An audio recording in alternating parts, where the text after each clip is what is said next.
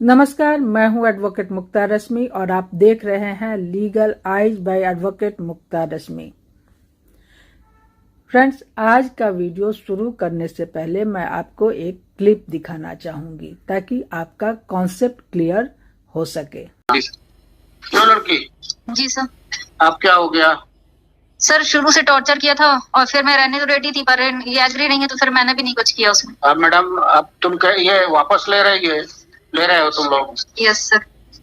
तो इसमें आप समझ रही हो क्या परिणाम क्या होगा? 124 Who will identify you, both of you? Sir Aadhaar card identification. आपको कौन पहचानेगा? आइडेंटिफिकेशन लाए सर, आधार कार्ड आइडेंटिटी के लिए लाए हो? जी सर। Yes sir. क्या नाम है आपका? मेरा नाम विजय सुलखिया है सर। विजय सुलखिया। बताइए क्या है आपके पास? सर आधार कार्ड, लाइसेंस। दीजिएगा। आपकी चिंता कम है, इसकी चिंता है। ये रेणुका सुलखिया यस क्या लाई है? सर बाहर लेकर आ जाऊँ, मम्मी के पास है, वो बाहर है। लेके आ।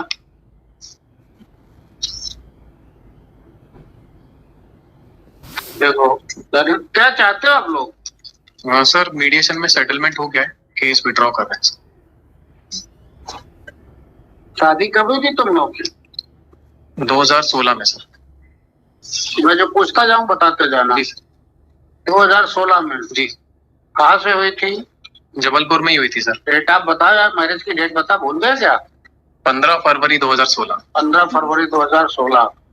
बच्चा भी है कोई? हाँ सर। कब पैदा हुआ था? 26 नवंबर 2017। तो कुछ पता? Sorry sir. सर 26 नवंबर 2017। 17। तो तुम लोग अलग कब हो गए? 2019 से अलग रह रहे हैं सर। 2019 से अलग रह रहे हो? सितंबर। तुम्हारी ससुराल कहाँ भाई? जबलपुर में सर। जबलपुर में। तुम्हारा घर कहाँ पे है? मेरा भोपाल में है सर। भोपाल में। मकान नंबर बताओ जो उस समय था। मकान नंबर 57। कहाँ? भोपाल। दसाल नगर फेज 3 भोपाल। इतना बड़ी जगह में कोई मोहल्ला? पुराना नाम क्या था उसका? छत्रसाल नगर ही है सर। नरेला संकरी कहाँ? हाँ, नरेला संगरी उसके पास में है सर, गांव है एक। छत्रसाल नरेला संकरी किधर की तरफ पड़ता है? अयोध्या बाईपास रोड पे है सर। अयोध्या बाईपास रोड पे। जी। फिर क्या हो गया तुम लोगों का? क्यों लड़की? जी सर। आप क्या हो गया? सर शुरू से टॉर्चर किया था और फिर मैं रहने तो रेडी थी, पर ये एग्री नहीं है तो फिर मैंने भी नहीं कुछ किया उसमें। अब मैडम, अब तुम ये वापस ले रहे हो तुम लोग? Yes sir. तो इसमें आप समझ रही हो क्या परिणाम क्या होगा? आपका नीचे से क्या हुआ था? 125 का था सर, तो उसमें इंटरिम बंधा था। उसके बाद फिर मेरे कोई ओरिजिनल डॉक्यूमेंट पेश नहीं किए गए थे, तो फिर वो डिसमिस हो गया था।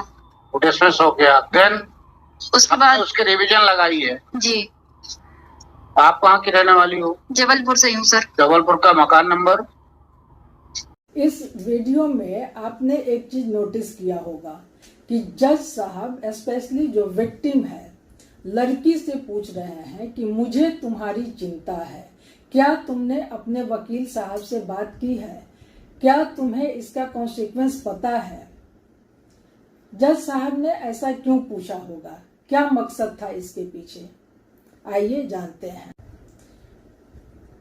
जब कोई कपल डिवोर्स या any other marital settlement petition court में फाइल करता है तो जज साहब की ड्यूटी बनती है कि पर्सनल लेवल पर कंफर्म कर लें कि दोनों पार्टी अपने राइट्स एंड ड्यूटीज से पूरी तरह अवेयर तो है, जैसे alimony, property share, child custody इत्यादि।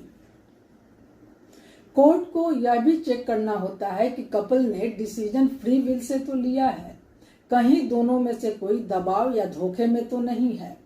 सोचिए, अगर किसी ने बिना सोचे विचारे लॉयर से एडवाइस लिए बिना सेटलमेंट साइन कर लिया और बाद में पता चलता है कि उसने अपना प्रॉपर्टी शेयर या एलिमनी राइट से छोड़ दिया या उस मेन टॉपिक्स को टच ही नहीं किया गया जो आगे समस्या बन सकती है, तो परेशानी बनी रह जाएगी। इसलिए कोर्ट पहले कंफर्म करते हैं कि क्या आपने अपने लॉयर से बात की है, आपने यह डिसीजन किसी दबाव में तो नहीं लिया है, ताकि बाद में कोई ये न कह सके कि हमें समझ नहीं था या हमसे दबाव में पेपर साइन करवा लिया गया। कोर्ट आपसे यह भी पूछ सकता है कि आप दोनों ने सेटलमेंट टर्म्स अच्छे से पढ़ तो लिया, किसी ने जबरदस्ती या प्रेशर तो नहीं डाला, और क्या आपने अपने लॉयर से कंसल्ट किया। अगर आपने एक्सपर्ट एडवाइस लिए बिना आपस में डिसाइड कर लिया और बाद में डिसीजन अनफेयर लगने लगे तो आपका सॉल्यूशन नहीं निकलेगा, रादर प्रॉब्लम बढ़ता चला जाएगा। तो यहाँ ध्यान देने वाली बात यह है कि जब जज साहब कहते हैं कि मुझे तुम्हारी चिंता है, तो इसका मतलब है कि उनकी नज़र में एक पार्टी किसी न किसी तरह से वो सोशली, इमोशनली या फाइनेंशियली प्रेशर में है, जिसका नाजायज फायदा अपोजिट पार्टी ले रही है और सेटलमेंट एक तरफा और अनफेयर हो रहा है, जिसकी वजह से एग्रीमेंट साइन करने के बाद प्रॉब्लम क्रिएट हो सकता है।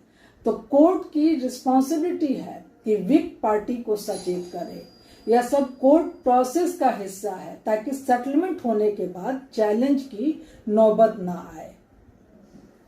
निष्कर्ष स्वरूप हम कह सकते हैं कि मैट्रिमोनियल डिस्प्यूट में सेटलमेंट एक इफेक्टिव आइडिया है जो अननेसेसरी लॉन्ग लीगल प्रोसेस से बचाकर एक सेटिस्फाइंग एंड अप दे सकता है, बशर्ते कि उसमें कोई चाल न खेली जाए।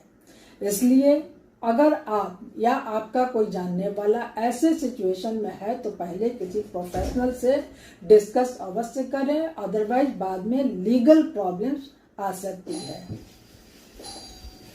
वीडियो देखने के लिए धन्यवाद। अगर यह जानकारी आपके लिए उपयोगी रही तो चैनल को लाइक, शेयर और सब्सक्राइब करें, बेल आइकन प्रेस करें ताकि अगला वीडियो मिस न हो। अगर इससे संबंधित आपका या आपके किसी परिचित का कोई प्रश्न है तो कमेंट बॉक्स में अवश्य पूछें। अगले वीडियो में मैं उत्तर देने की कोशिश करूंगी। तो जुड़े रहिए लीगल आइज बाय एडवोकेट मुक्ता रश्मि के साथ और खुले रखें अपनी लीगल आइज। धन्यवाद, नमस्कार।